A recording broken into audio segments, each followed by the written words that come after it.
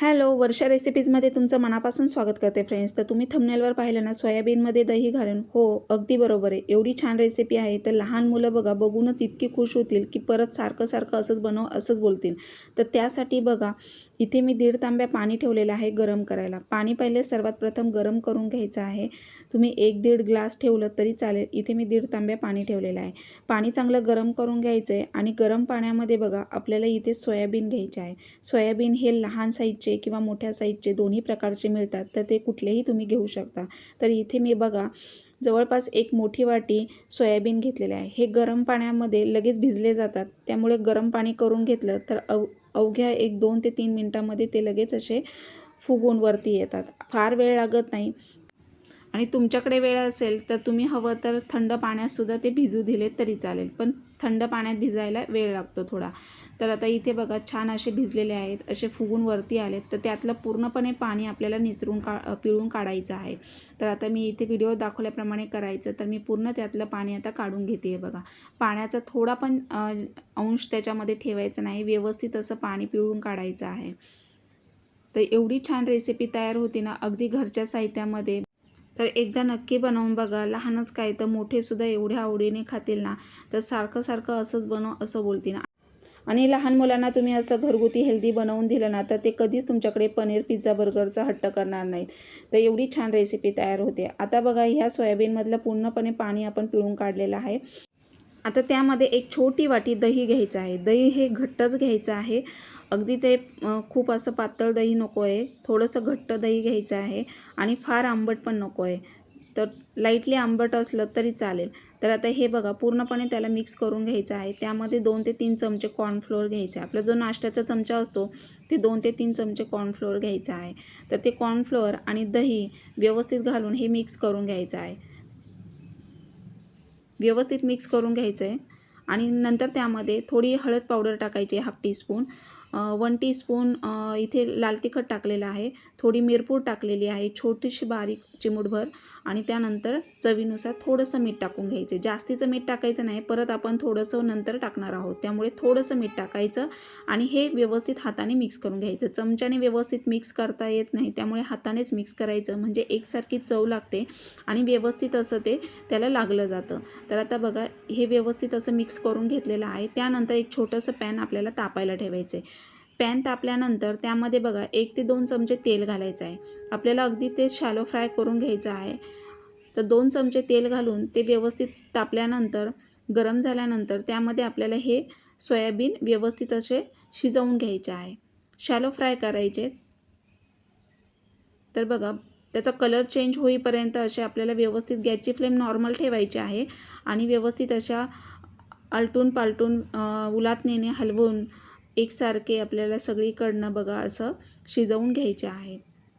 कच्चे ठेवायचे नाही, शिजवून व्यवस्थित घ्यायचे. नॉर्मल गॅसवर व्यवस्थित शिजल्यानंतर त्याचा कलर चेंज होतो बघा. आणि कलर तर एवढा छान आलेला आहे ना, तर विचारू नका. तर बघा कधीच तुम्ही असं हॉटेलमध्ये, रेस्टॉरंटमध्ये खायला जाणार नाही. एवढं तुम्ही घरीच एवढी छान रेसिपी तयार होते, तर लहान मुलं आवडीने खातील. लहानच काय तर अगदी मोठेसुद्धा बोटं चाटत खातील. एवढी छान रेसिपी तयार होती. आणि सोयाबीनचे तुम्हाला फायदे माहीतच आहे. सोयाबीनमध्ये भरपूर प्रमाणात प्रोटीन, मॅग्नेशियम, फायबर, आयर्न भरपूर प्रमाणात असल्यामुळे हाडं मजबूत करतं, रोगप्रतिकारक शक्ती वाढते आणि त्याचबरोबर बघा पचनक्रिया सुधारते आणि कोलेस्ट्रॉल हे नियंत्रणात ठेवण्यास मदत होते. एवढे सोयाबीनचे फायदे आहेत आणि सोयाबीन शरीरासाठी खूप हेल्दी आहे. त्यामुळे अगदी लहानांनाच काय तर मोठेसुद्धा तुम्ही अशा आवडीने खाऊ शकतात. एवढी छान रेसिपी आहे, त्यामुळे नक्की बनवून बघा. आता त्यासाठी बघा 2 मीडियम साईजचे कांदे मी घेतले, ते स्क्वेअर शेपमध्ये कट करून त्याची पूर्ण पाकळी अशी मोकळी करून घ्यायची. त्यानंतर 2 छोटे टोमॅटो घेतले. टोमॅटोसुद्धा अगदी असे लाल कडक बघून घ्यायचेत, फ्रेश, आणि ते स्वच्छ धुवून ते सुद्धा बारीक कट करून घेतलेले आहे. शिमला मिरची इथे 2 शिमला मिरची घेतले, 2 कांदे आणि 2 टोमॅटो व्यवस्थित असे स्क्वेअर शेपमध्ये कट करून घ्यायचे. त्यानंतर थोडीशी अशी कोथिंबीर बारीक कट करून घेतलेली आहे. आता इथे एक कढई तापायला ठेवली. कढईमध्ये 2 चमचे तेल घालायचं आहे. तेल चांगलं गरम करून घ्यायचं आहे. अगदी स्टेप बाय स्टेप मी तुम्हाला दाखवलेले आहे, त्यामुळे कुठेही व्हिडिओ स्किप न करता पूर्ण बघा आणि अशी रेसिपी एकदा नक्की बनवून बघा. एवढी हेल्दी आहे ना, तर तुम्ही अशी बनवली तर बघा सारखीच तुम्ही बनवाल. आठवड्यातून तुम्ही एकदा ते दोनदा नक्की बनवाल. आता त्यामध्ये बघा तेल गरम झाल्यानंतर हे कांदा, टोमॅटो, शिमला मिरची व्यवस्थित असं परतून घ्यायचे आहे बघा. गॅसची फ्लेम नॉर्मलच ठेवायची आहे. तर सर्वात प्रथम आपल्याला एका पॅनमध्ये सोयाबीन व्यवस्थित शिजवून घ्यायचे, म्हणजे पोटाला त्रास होत नाही. ते व्यवस्थित शिजल्यानंतर दुसऱ्या कढईमध्ये तेल घालून ह्या भाज्या आपल्याला शॅलो फ्राय करून घ्यायच्यात. कांदा, टोमॅटो, शिमला मिरची व्यवस्थित ह्या पण आपल्याला अगदी अर्धवट अशा शिजवून घ्यायच्या. जसं बघा आपण हॉटेलमध्ये गेल्यानंतर स्टार्टरला आपण पनीर चिली, पनीर क्रिस्पी किंवा व्हेज मंचुरियन आपण स्टार्टरला घेतो. जसं ते असतं त्या पद्धतीने आपल्याला हे व्यवस्थित अशा शॅलो फ्राय करून घ्यायच्यात. अगदी त्याच्यापेक्षाही ही भन्नाट रेसिपी आहे. नक्की ट्राय करून बघा, चव अप्रतिम लागते. आता बघा ह्या व्यवस्थित मी गॅसची फ्लेम नॉर्मल ठेवली, व्यवस्थित शिजवून घ्यायचे, झाकण ठेवून शिजवून घ्यायचे आहेत. त्यामध्ये थोडंसं चवीनुसार मीठ टाकायचं आहे. तर मीठ बेतानेच घालायचं आहे. पहिलं आपण सोयाबीनमध्ये जेव्हा आपण दही वगैरे लावून घेतलं तेव्हा थोडंसं मीठ टाकलं होतं. आता आपण ह्यामध्ये सुद्धा थोडंसं मीठ टाकायचं, म्हणजे भाज्या व्यवस्थित पटकन शिजल्या जातात आणि चव पण एकसारखी लागते. तर थोडं बेताने मीठ टाकायचं. आता ह्या अर्धवट शिजल्यानंतर आलं लसणाची पेस्ट टाकायची आहे 1 चमचा. आलं लसणाची पेस्ट टाकल्यानंतर व्यवस्थित पुन्हा हलवून मिक्स करून घ्यायचं आहे. असं 1-2 मिनटं झाकण ठेवून हलवून व्यवस्थित शिजवून घ्यायच्या आहेत भाज्या.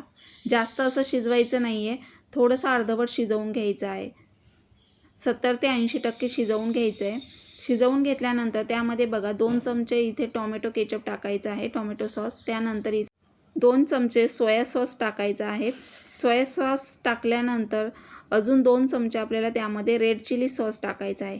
रेड चिली सॉस टाकल्याने खूप छान टेस्ट येते.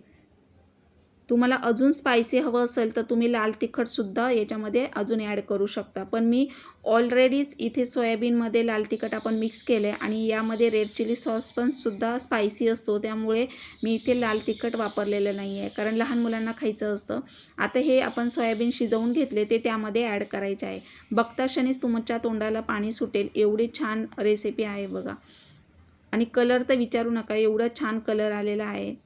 तर चव तर एवढी अप्रतिम चव लागते. आता बघा हे आपल्याला असे व्यवस्थित मिक्स करून घ्यायचे आणि थोडंसं किंचित तुम्ही पुन्हा मीठ टाकू शकता किंवा नाही टाकलं तरी चालेल, कारण आपण भाज्या शॅलो फ्राय करताना पण टाकलं होतं आणि सोयाबीन शिजवताना पण आपण त्यामध्ये मीठ अगोदर ॲड केलं होतं.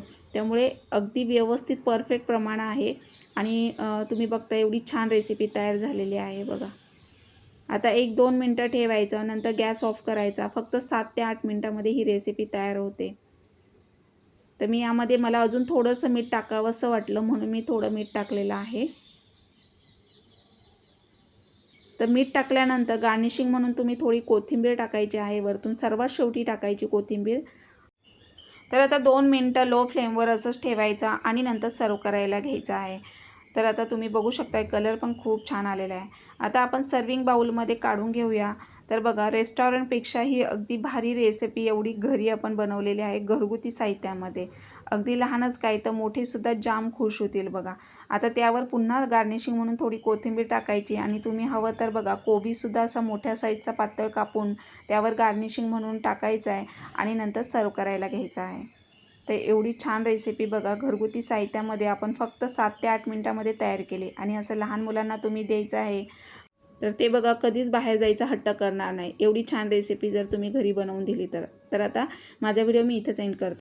आणि हो, व्हिडिओ आवडल्यास जास्तीत जास्त शेअर करायला विसरू नका आणि चॅनलला सबस्क्राईब करून ऑलवर सेट करा, म्हणजे माझ्या व्हिडिओचं नोटिफिकेशन तुम्हाला येईल. थँक्यू.